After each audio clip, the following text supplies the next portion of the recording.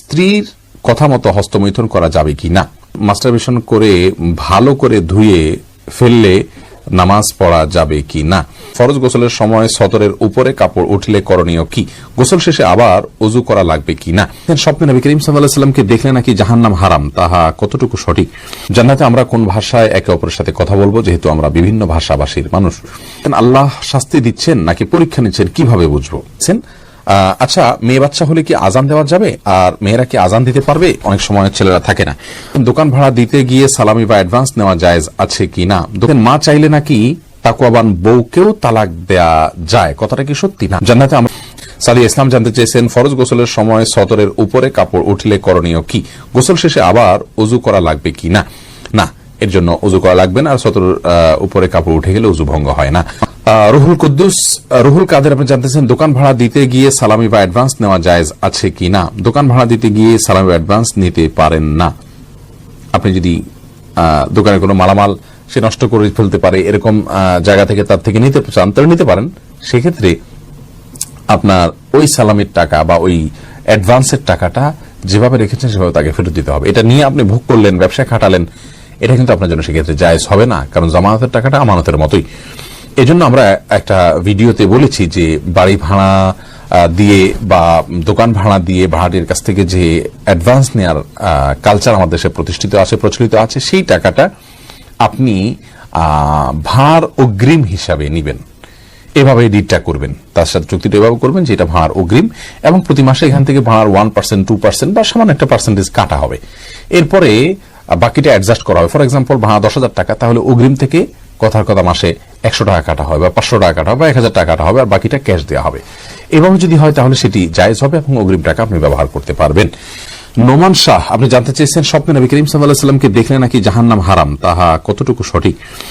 দেখুন, এ বিষয়ে হাদিস রয়েছে দাইফ। আর দ্বিতীয়ত হলো যে রাসূল আকরাম সাল্লাল্লাহু আলাইহি ওয়াসাল্লামকে আমরা স্বপ্নে দেখলে তিনি রাসূল আকরাম সাল্লাল্লাহু আলাইহি ওয়াসাল্লাম কিনা এটা নিশ্চিত হওয়া কঠিন। যদিও একটি হাদিস রয়েছে, রাসূল আকরাম সাল্লাল্লাহু আলাইহি ওয়াসাল্লাম বলেছেন, কেউ আমাকে স্বপ্নে দেখলে সে অবশ্যই আমাকে স্বপ্নে দেখেছে, কারণ শয়তান আমার আকৃতিকে ধারণ করতে পারে না। এই হাদিসের ব্যাখ্যা, বিশুদ্ধ ব্যাখ্যা হলো যে এটা রাসূল আকরাম সাল্লাল্লাহু আলাইহি ওয়াসাল্লামের জীবদ্দশার কথা বা সাহাবীদের কথা, যারা তাকে দেখেছেন তাদের কথা, যে তারা স্বপ্নে দেখলে নবীজিকেই দেখেছেন। এখন আমরা যারা নবীজি সাল্লাল্লাহু আলাইহি ওয়াসাল্লামের চেহারাই জানি না, তাদেরকে শয়তান যদি এসে বলে আমি নবীজি, তো সেটি হওয়ার সম্ভাবনা রয়েছে। এই ব্যাখ্যাটা অধিকতর শক্তিশালী। তবে হ্যাঁ, তাকে যদি স্বপ্নে কেউ দেখতে পারেন তো সেটা সন্দেহভাবে তার জন্য একটা ভালো আলামত, এবং রাসূল আকরাম সাল্লাল্লাহু আলাইহি ওয়াসাল্লামের ভালোবাসা তার অন্তরে রয়েছে, তার সুন্নতের প্রতি তার আগ্রহ রয়েছে। এটি যেমন হতে পারে তেমনি ভাবে এর মাধ্যমে তিনি অনুপ্রাণিত হতে পারেন, কিন্তু এটা জরুরি নয় যে তাকে স্বপ্নে দেখলে তিনি অরিজিনালি দেখেছেন আর তাকে দেখলেই জান্নাত ওয়াজিব হয়ে যাবে, এটি বিশুদ্ধ নয়।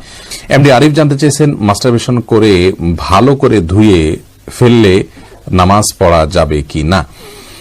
দেখুন, যে কোনো নাপাক যদি ভালো করে ধুয়ে আপনি পাক করে ফেলেন তাহলে সেক্ষেত্রে অবশ্যই সেখানে সালাত আদায় করতে পারবেন, সেটি সম্পূর্ণ স্বতন্ত্র এবং ভিন্ন একটি বিষয়। এমডি খালিল মির্জা আপনি জানতে চেয়েছেন, স্ত্রীর কথা মতো হস্তমৈথুন করা যাবে কি না? স্ত্রী হস্তমৈথুন করতে কেন বলবেন? যদি কোন স্ত্রী হস্তমৈথুন করতে বলেন তাহলে এটা অসুস্থতা, এটি জায়েজ নয়। কোরআনে কারীমে আল্লাহ বলেছেন যে মানুষের যৌন চাহিদাকে চরিতার্থ করবার জন্য আল্লাহ বৈধ যে পথ রেখেছেন, স্বামী স্ত্রীর যে মিলনের পথ রেখেছেন, এবং বৈধ পথ ছাড়া অন্য কোনো উপায়ে যদি কেউ তার যৌন চাহিদাকে চরিতার্থ করে, আল্লাহ তাআলা বলেছেন ফাউলাইকা হুমুল আদুন, তারা সীমা লঙ্ঘনকারী। সূরা মুমিনুনের শুরুর দিককার আয়াত থেকে বোঝা গেল যে হাত দিয়ে যদি কেউ বীর্যপাত করে তাহলে সে সীমা লঙ্ঘনকারী, কারণ এটি কোনো সুস্থ বা স্বাভাবিক পদ্ধতি নয়। বিধায় স্ত্রী চাইলেও তার হস্তমৈথুন করা জায়েজ নাই।